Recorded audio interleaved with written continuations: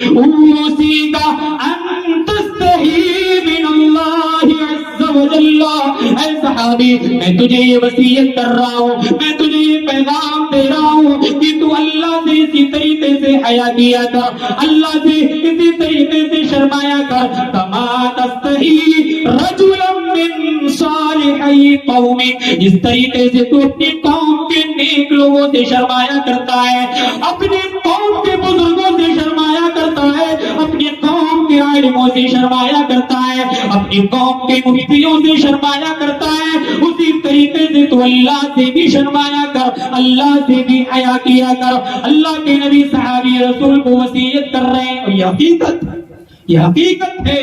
آج کا نوجوان ہو یا بچہ ہو یا بزرگ ہو, عالم دین کے سامنے یا کسی بزرگ ہستی کے سامنے, کسی مفتی کے سامنے, کسی قاضی کے سامنے, کسی قاری کے سامنے غلط کام نہیں کرتا. اگر کرتا بھی ہو پتہ چل جائے کہ مولوی صاحب آ رہے ہیں, امام صاحب آ رہے ہیں, فلاں صاحب آ رہے ہیں, چھپنے لگتا ہے. ارے مولوی صاحب آنے لگے, ارے ایسا ہے, ارے ویسا, چھپنے لگتا ہے.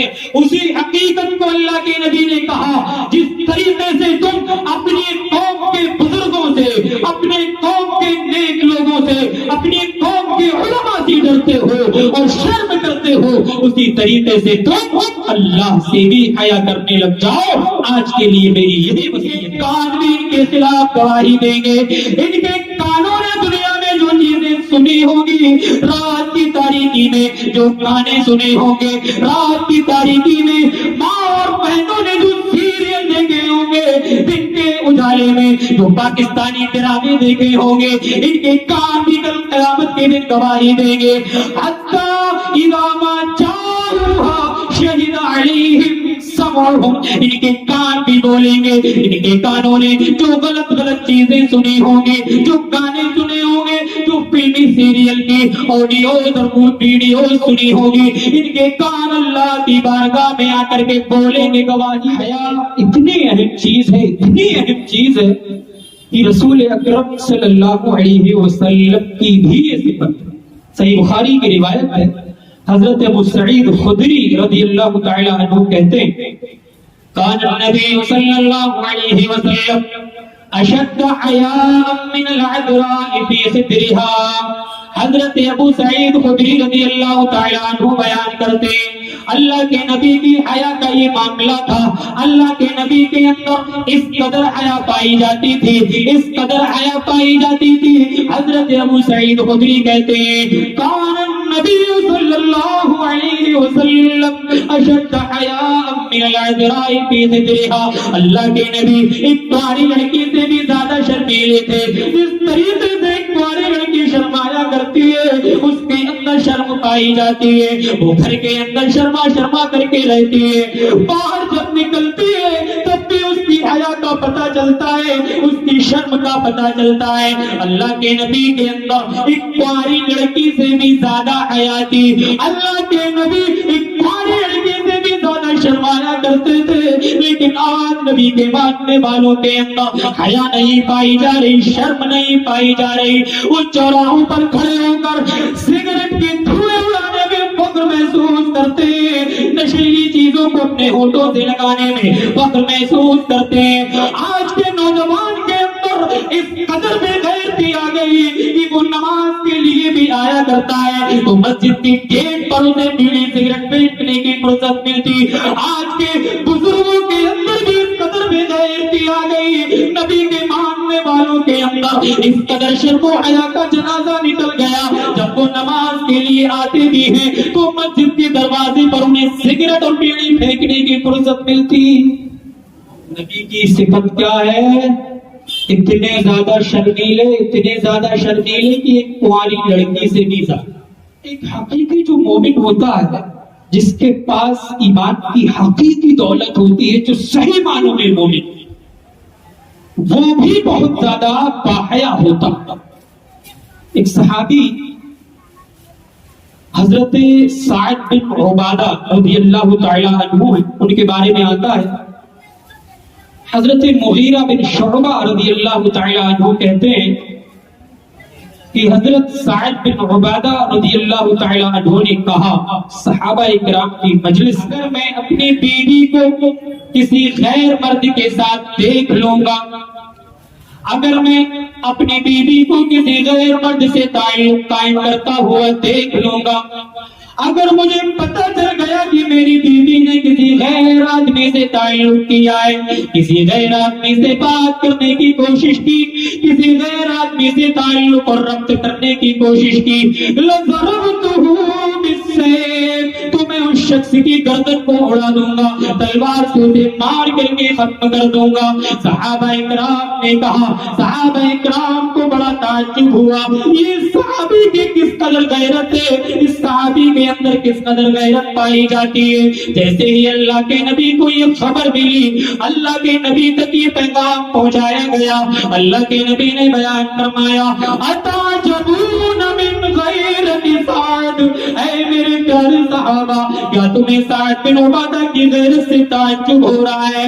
کیا تمہیں میری عظیم صحابی کی حیا پر تعجب ہو رہا ہے؟ واللہ لا انا اغیر منہ، اللہ کی قسم میں تو سعد بن عبادہ سے بھی زیادہ غیرت کرتا ہوں، میرے اندر سعد بن عبادہ سے بھی زیادہ غیرت پائی جاتی ہے، واللہ اغیر منی، اور اللہ کے اندر مجھ سے بھی زیادہ غیرت پائی جاتی ہے، میں سعد بن عبادہ سے زیادہ حیا کرتا ہوں، میں سعد بن عبادہ سے زیادہ غیرت کرتا ہوں، اور اللہ مجھ سے بھی زیادہ غیرت کرتا ہے۔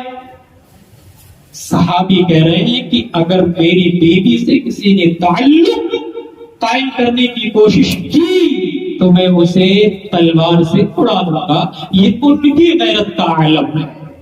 اور صحیح بات، کون چاہے گا کہ اس کی بیوی سے، اس کے گھر والوں سے، اس کی بہنوں سے، اس کی بیٹیوں سے کوئی دوسرا غیر محرم شخص تعلق بنائے؟ کون چاہے گا؟ کوئی نہیں چاہے گا۔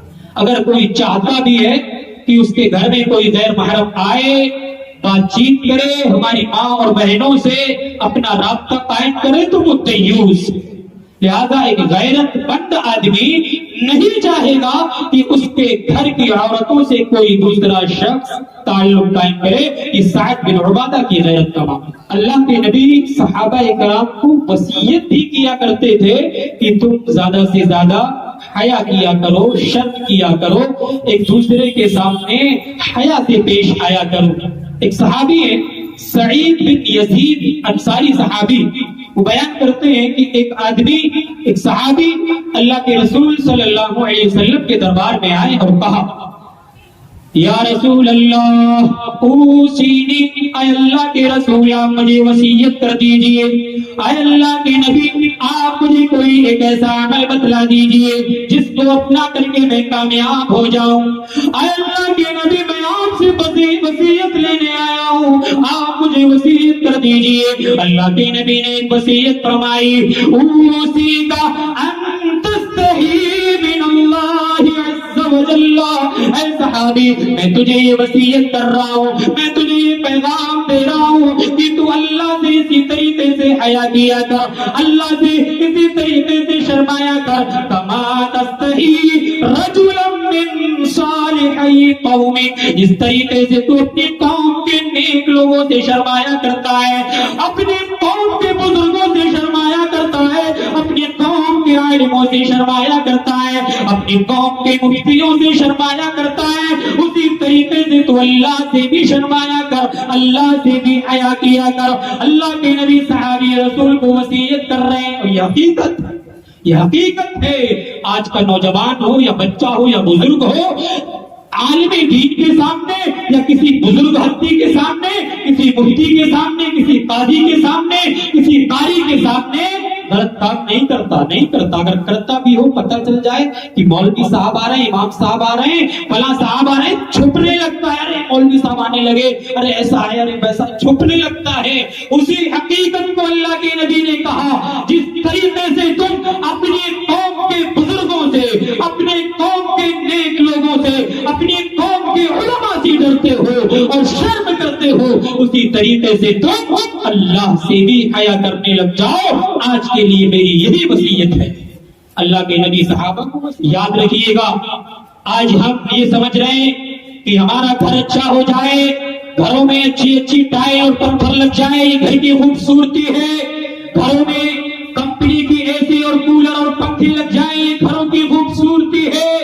گھروں کے اندر کمپنی کی لائٹنگ ہو جائے، گھروں کی خوبصورتی ہے.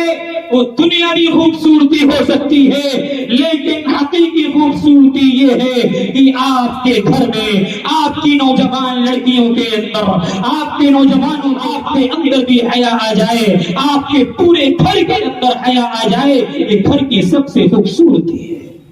ایک حدیث کے اندر اللہ کے نبی نے بیان فرمایا، ما كان الفحش في شيء الا شانه وما كان الحياء في شيء الا زانه. اللہ کے نبی بیان فرما رہے ہیں، جس چیز کے اندر بھی بے حیائی داخل ہو جائے گی، جس چیز کے اندر بھی بے حیائی سم ہو جائے گی، جس چیز کے اندر یا جس سماج کے اندر، جس گھر کے اندر، جس انسان کے اندر بھی بے حیائی داخل ہو جائے گی، اللہ شانہ، یہ بے حیائی اس کو تباہ و برباد کر دے گی، اس کو برا بنا دے گی، اس کی خوبصورتی کو ختم کر دے گی. وما كان الحياء في شيء الا زانه. اللہ کے نبی بیان فرما رہے ہیں، جس انسان کے اندر یا جس سماج کے اندر یہ حیا داخل ہو جائے گی، یہ حیا اس کو خوبصورت بنا دے گی، اس کو سنوار دے گی، اس کو ڈیکوریٹ کر دے گی. یہ حیا اتنی اہم چیز ہے، جس چیز کے اندر بھی داخل ہو گئی اس کو خوبصورت بنا کر کے چھوڑے گی.